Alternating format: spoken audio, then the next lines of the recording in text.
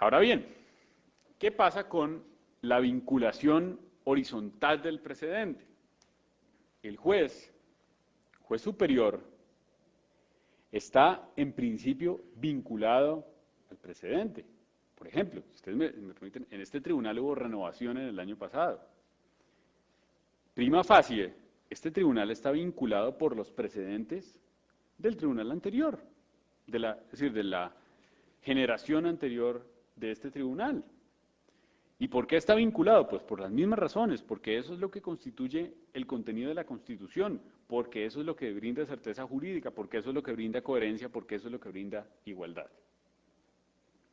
Ahora bien, es necesario decir, y este es mi último punto, que con todo, la fuerza vinculante del precedente es una fuerza vinculante sui generis, que se diferencia un tanto de la fuerza vinculante de las leyes.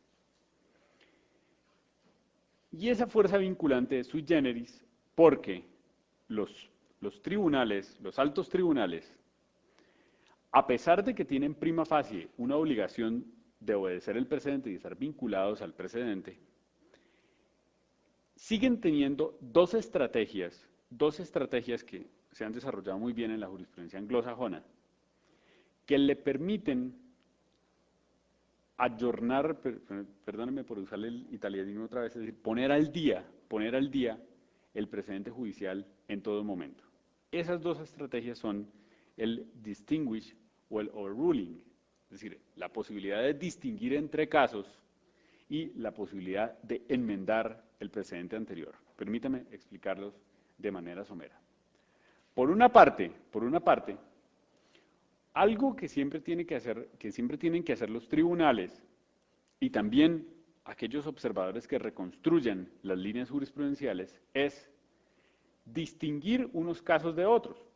Por ejemplo, eso fue lo que hizo el Tribunal Constitucional Español cuando en el caso de Sarita Montiel sostuvo que no era de aplicación su doctrina tradicional sobre la prevalencia del derecho a la intimidad sobre el derecho a la información. ¿Por qué? Porque este caso era diferente. En eso consiste la idea del distinguish.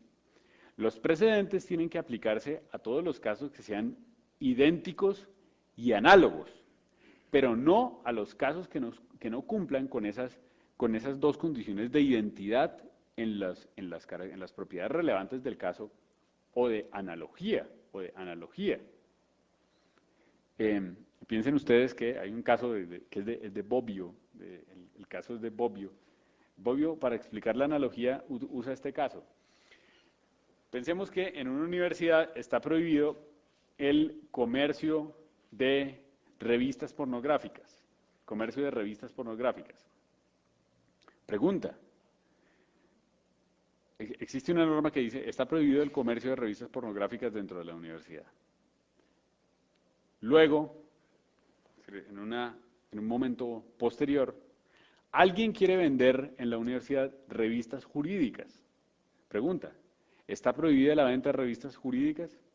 Pues Bobbio dice, en sana lógica no, porque la razón para la decisión, es decir, la ratio iuris de la prohibición no es el hecho de que se trate de una revista, sino el hecho de la pornografía. De tal manera que uno podría decir que el caso análogo sería, por ejemplo, el de la venta de películas pornográficas, porque lo que está prohibido es la pornografía.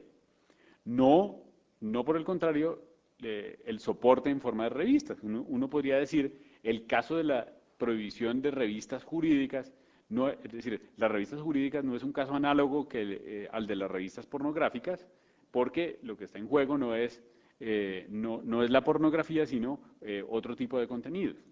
De la misma manera, un tribunal siempre tiene que mirar si los casos futuros son idénticos o análogos.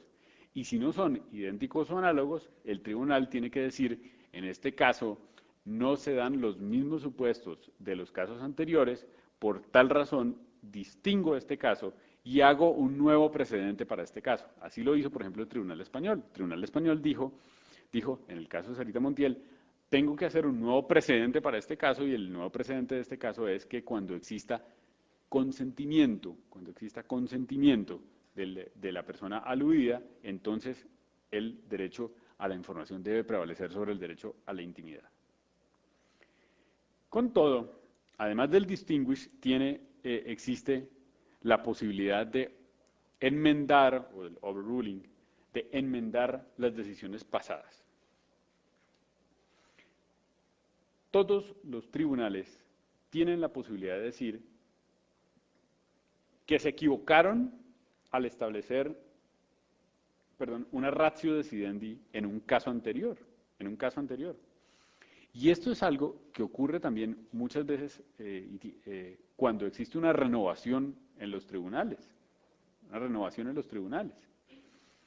No es de extrañarse que, por ejemplo, en principio, este tribunal tenga el deber de, prima facie, de basarse en los precedentes anteriores, pero que en algún caso este tribunal, con una ideología distinta, porque los jueces son distintos, diga, con todo en este caso, a pesar de que el precedente es este, consideramos que con base en este y este y este y este y este y este argumento, debe enmendarse la posición anterior y sentarse una nueva jurisprudencia que dice lo siguiente y que es contraria a lo anterior.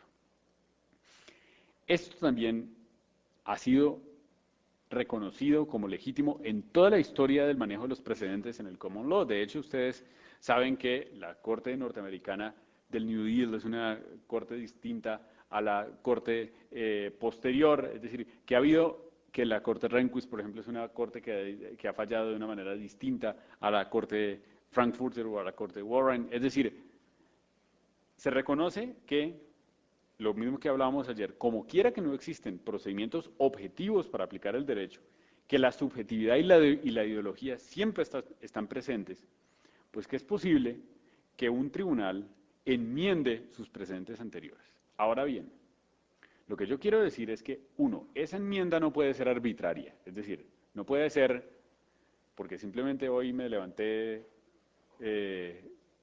por el lado contrario de la cama y dije, no, pues ahora lo cambio, sino que tiene que ser bien fundamentada, bien fundamentada. La carga de la argumentación aquí es una carga muy fuerte, Siempre que uno cambie una norma, la carga de la argumentación o la carga de la fundamentación tiene que ser satisfecha con muy buenos argumentos. Primer aspecto. Y hay un segundo aspecto, y es que es necesario que el tribunal que enmienda sus precedentes haga expresa referencia a los precedentes anteriores que está enmendando y razone detenidamente por qué los enmienda.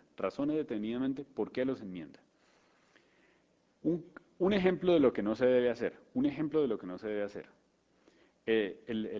clarísimo es lo que ocurre, por ejemplo, con la Corte Constitucional Colombiana, que ha funcionado desde el año 1991, o sea, tiene 16 años de funcionamiento, y en esos 16 años de funcionamiento ha dictado 3 sentencias sobre el aborto que dicen 3 cosas absolutamente contradictorias entre sí, sin haberse tomado la molestia siquiera de mencionar los precedentes anteriores. En el año 94 la Corte dice, basada en una encíclica papal, que la cita, el derecho a la vida es inviolable, por tanto, el aborto debe estar, según la Constitución, el aborto debe estar prohibido para todos los casos.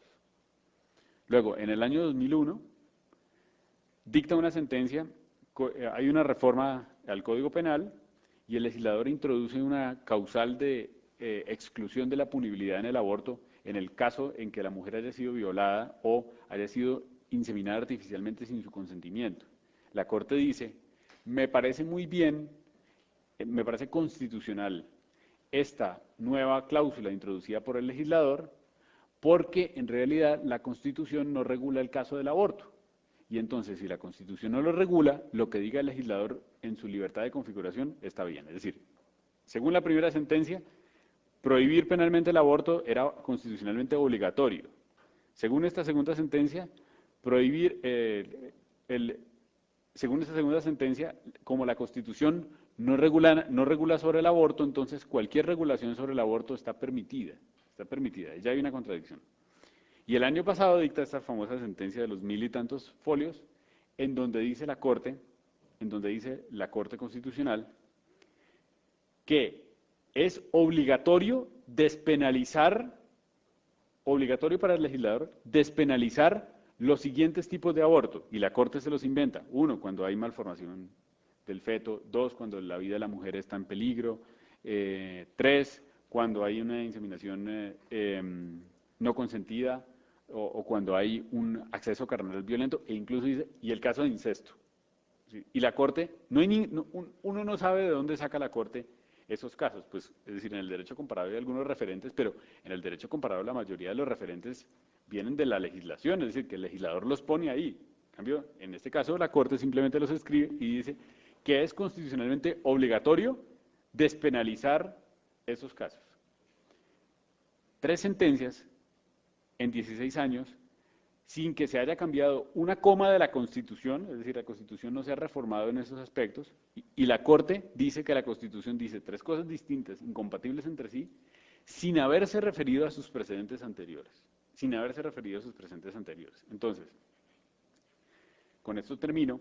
Para que pueda existir una enmienda del precedente es necesario, uno, que se satisfaga una carga de la argumentación fuerte de manera muy solvente, y dos, que se haga una relación explícita, una referencia explícita a aquellos precedentes que la Corte o el Tribunal está modificando, y que diga expresamente cuáles son aquellas razones que hablarían a favor de la modificación y en contra de lo preestablecido. Esa sería esta idea. Porque muchas veces afirmaciones que son obiter dicta en una sentencia, si bien no vinculan, sí pueden servir para que los magistrados en una sentencia futura se vean influidos y decidan un caso de una determinada manera. Sí tienen esa fuerza de fundamentación que les brinda el aparecer en una sentencia de un tribunal. Pero en la jurisprudencia, quizás deberíamos ser menos prolijos, en primer lugar, y en segundo lugar, intentar que la jurisprudencia no se parezca a la doctrina. Si usted tiene frustraciones de doctrinante, desquítese en otra parte, no se desquite en la jurisprudencia. Es decir, Gustavo Zagrebelsky, cuando se retiró de la Corte Constitucional Italiana, publicó un libro que se llama Principi e Voti, y él cuenta una historia que es verídica, que le pasó a Gerhard Leibholz. Gerhard Leibholz es uno de los grandes publicistas alemanes de la época de entreguerras. Escribió una obra en derecho administrativo notoria y algunas cosas de teoría del Estado. Fue el primero que se inventó el test de la igualdad en Alemania. Lo escribió en la época de entreguerras.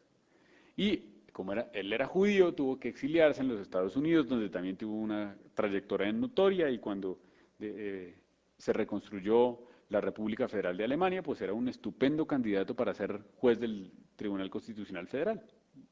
Regresó a Alemania, lo nombraron magistrado, es decir, una persona con una hoja de vida brillantísima, impecable.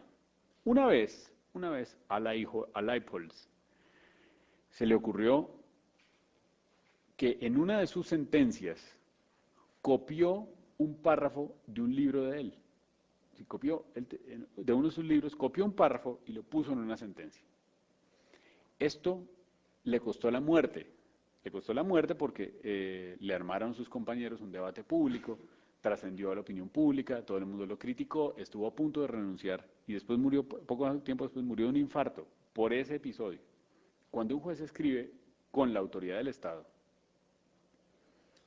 lo tiene que hacer de manera muy seria y no poner ahí ni cosas personales, que fue lo que hizo Leibholz, reflexiones de doctrinante, ni obiter dicta que no vienen al caso. Es decir, ese no es el lugar para hacer reflexiones filosóficas, no es el lugar para decir qué es el Estado social de derecho, lo importante que es el sujeto, para hacer las consideraciones sobre Aristóteles. Es decir, no es el lugar. Cuanto menos obiter dicta, mejor. Y cuanto más concreta la sentencia, al grano, con los argumentos en sentido estricto, mucho mejor.